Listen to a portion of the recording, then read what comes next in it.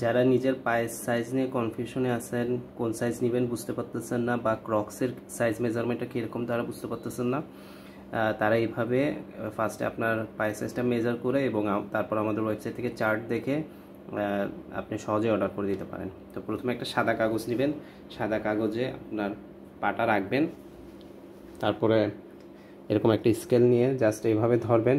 আপনার পায়ের সামনের অংশটা যেটা সবার সামনে আছে ওইটা বরাবর স্কেলটা ধরে একটা দাগ দিবেন।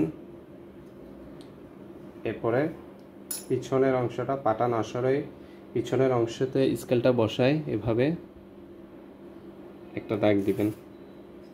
এরপরে পাটা সরাই ফেলবেন, পাটা সরাই ফেলে এরপরে সিএম এর দাগ যে পাশে আছে সেন্টিমিটারের একদম এই প্রথম দাগ থেকে ধরে একেবারে শেষ দাগ পর্যন্ত আসবেন। দেখেন এই দাগটা আসছে 25.5 সিএম এর আর একটু বেশি, প্রায় 26 সিএম। এই 26 সিএম এখানে, আর আমার সাইজটা এখানে অলমোস্ট 26 সিএম। তো আমাদের ওয়েবসাইটে চার্ট অনুযায়ী 26 সিএম হলো 42 সাইজ। তার মানে আমি যদি 42 সাইজ অর্ডার দেই আমার পারফেক্ট হবে ক্রক্সের সাইজটা। তো যারা